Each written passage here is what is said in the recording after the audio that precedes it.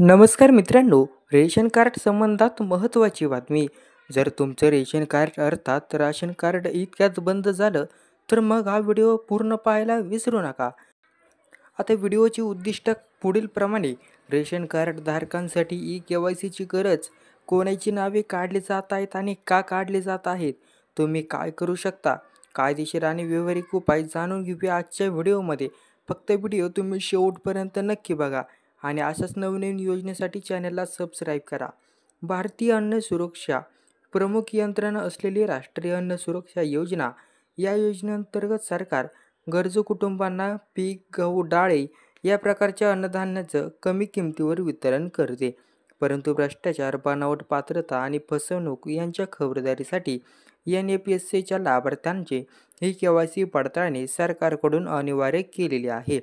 मुख्य मुद्दे: बनावट कार्डधारक टाळायचे. बनावट फिक्सर व्यक्ती किंवा व्यक्ती दुबार ज्यांची नावं इडून काढली मिळत आहेत त्यांना ओळखून बाहेर ठेवणे. खोट्या लाभार्थी रोखणे. भ्रष्ट वृत्ती असलेले कार्डधारक वा भूमीधारक. शासकीय प्रक्रियेत पारदर्शकता आणणे. डिजिटायझेशनची मागणी. आधार आधारित के-वाय-सी सोपं आणि केवळ इलेक्ट्रॉनिकरित्या सहज पडताळणी शक्य. सर्वोच्च न्यायालयाच्या आणि केंद्र सरकारच्या सूचनेनुसार सर्व राज्यांनी हा डेटा पुन्हा तपासायचा आहे.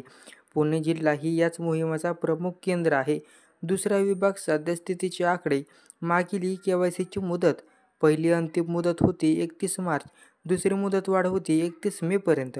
आणखी 2 वेळा सर्वसामान्य नागरिकांना मुदतवाढ करून दिली.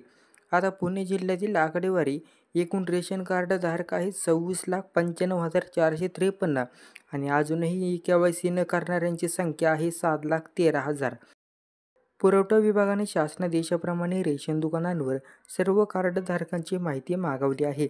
यामध्ये दुबार, बनावट कार्डधारकांची नावे वगळून केवळ वास्तविक अद्ययावत के-वाय-सी करणाऱ्यांचा समावेश केला जाईल. के-वाय-सी न केलेल्या व्यक्तींची नावे क्षणार्धात किंवा ताबडतोब काढली जाऊ शकतात. त्यामुळे हे कुटुंब अन्नधान्याच्या उपलब्धतेच्या बाहेर पडतील. तिसरा विभाग: ई-के-वाय-सी का महत्त्वाचे आहे? सुरक्षितता. बनावट व्यक्तींना काढून टाकलेले अन्नधान्य खरे गरजू व्यक्तींपर्यंत पोहोचतो. चुकीच्या पात्रता रोखले जाऊ शकतात.